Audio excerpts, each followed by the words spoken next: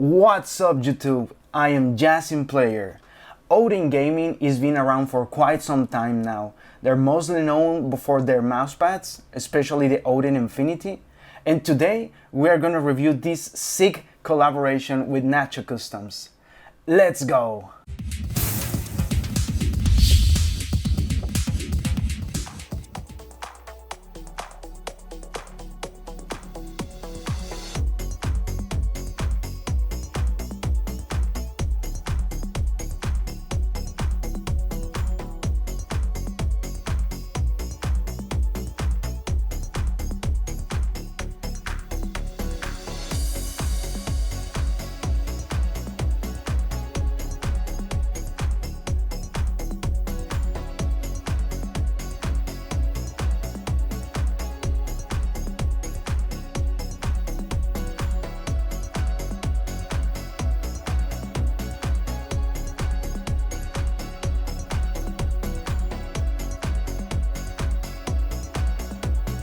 So I usually do my reviews in Spanish. This is my first review in English, and I decided to do it like this due to a lack of dedicated reviews of the Odin Infinity Pad and the non-existent reviews of the Nacho Customz Special Edition. So spare me if my pronunciation is a little bit off today, okay?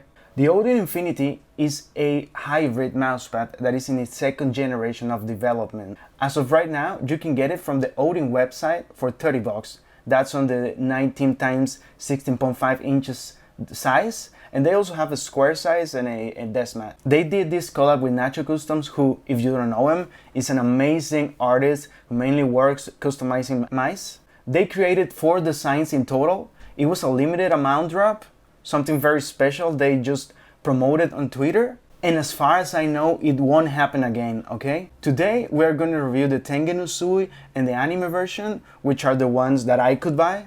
So let's talk about them. Alright, first of all, let's talk about the design. Whether you like anime or not, these designs are really cool. Nacho Customz did an amazing job on these pads. Look at, this is the black and white anime version. You can just stop seeing Gojo right here in the middle looking at you, bro. Holy smokes, this is so distracting.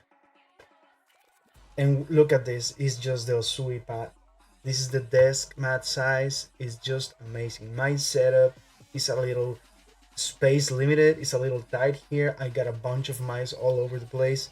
But in a bigger setup, when you can have very good cable management and stuff, it will look amazing. All right, let's talk about performance. This pad should be considered as a fast pad with very low static friction and very good dynamic friction. It is comparable to the Artisan Hien. This pad being slower, a little bit slower, and having a little more stopping power. That's why I like it more than the Artisan Hien. Although the Hien is better quality, this pad is better in performance for me. Very good maneuverability. It's also similar to the Lethal Gaming Gear Venus and the Apple Control 2. It's very similar pad to those in terms of texture, but this pad is smoother and very well balanced. As I said, it's a low static friction, very good maneuverability, but it does retain very good stopping power for those flick shots. The surface is quite hard, not like spongy like the Artisan Hien or the Artisan Zero. This one is stiffer, so you won't press it down for extra control. Talking about the stitching is just great. It's very tight and level to the pad, so there's no problem with the stitching.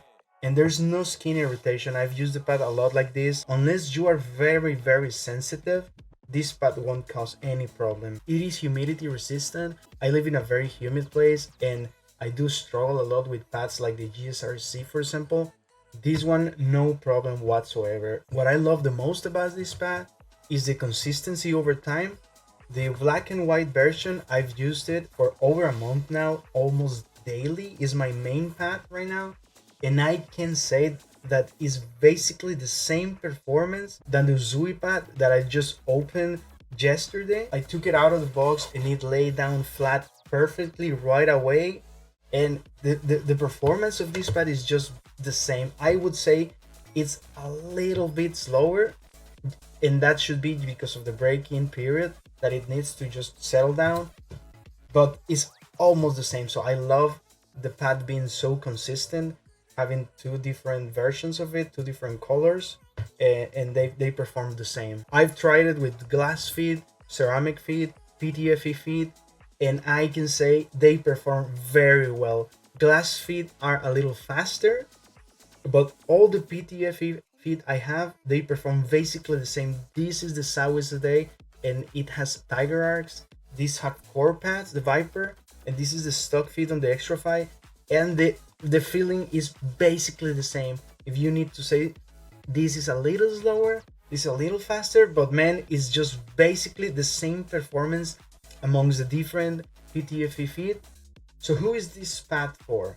In my opinion, this pad is really good for wrist aimers that are looking for an easy to move pad with good maneuverability, but good stopping power as well.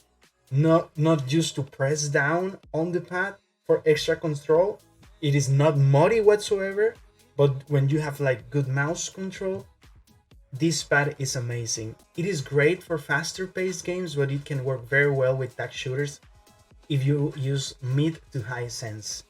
Overall, it's a top performing pad. Is one of my top recommendations because it has really good availability, it has a very good price, and now we have very good designs. This has been my main mousepad for quite some time now.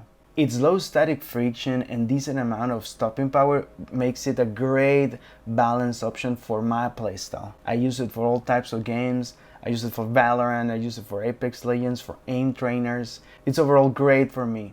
It's a top tier performance pad, very similar to the Artisan Hien, Lethal Gaming Gear Venus, Alco Control 2.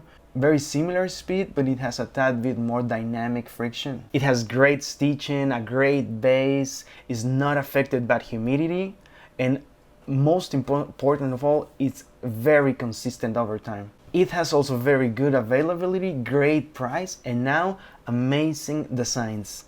This edition might have sold out already and never coming back, but I'm pretty sure Odin is gonna bring great designs in the future. Hey Odin, what about some good Dragon Ball stuff for the boomers out here like me, huh?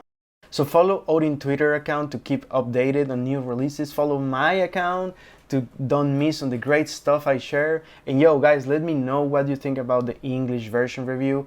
I might as well keep doing them in English and Spanish. We'll see. So have a good one. I will catch you on Twitch or on the next video. Peace!